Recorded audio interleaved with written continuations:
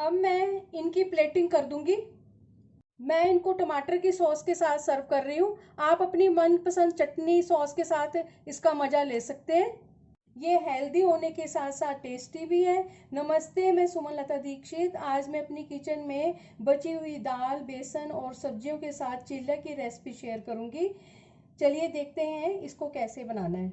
इसमें डालने के लिए एक छोटी शिमला मिर्च है, इसके बीज हटा दिए। 2 हरी मिर्चें, एक छोटी सी गाजर है, 2 छोटे प्याज और हरा धनिया। इनको बारीक काट लेंगे। 1 कप लाल मसूर की बची हुई दाल, इसमें 1.5 कप बेसन डाल देंगे। बारीक कटी हुई सब्जियां डाल देंगे। बारीक कटी हुई हरी मिर्च और हरा धनिया डाल देंगे। चौथाई चम्मच छोटा हींग डाल देंगे। छोटा चौथाई चम्मच गरम मसाला डाल देंगे। आधा छोटा चम्मच लाल मिर्च पाउडर डाल देंगे। ये जितने भी मसाले डाल रहे हैं इनको दाल को ध्यान में रखते हुए डालना है। स्वादानुसार नमक डाल देंगे। छोटा आधा चम्मच कश्मीरी लाल मिर्च पाउडर डाल देंगे। आधा छोटा चम्मच हल्दी पाउडर डाल देंगे। सब चीज़ों को पहले मिक्स कर लेंगे। अब इसमें थोड़ा थोड़ा पानी डालते हुए इसका बैटर बनाएंगे।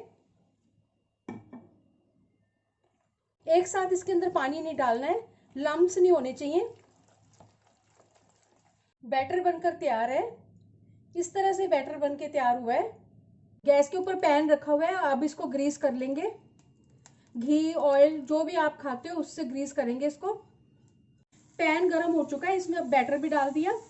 इसके चारों तरफ घी स्प्रेड कर देंगे। जितना बड़ा बनाने में आसानी हो उतना इसके अंदर बैटर डालें।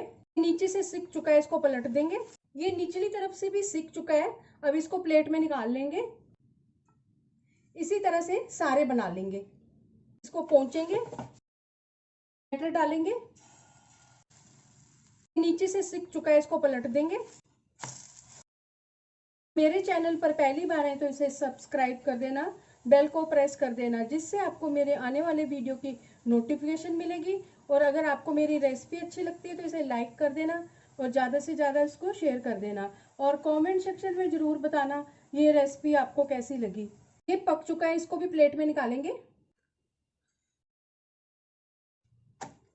सारे बनकर तैयार हो गए हैं। दाल और बेसन का चीला बनकर तैयार है। चलिए मिलते हैं अब एक अच्छी सी नई रेसिपी के साथ। बाय।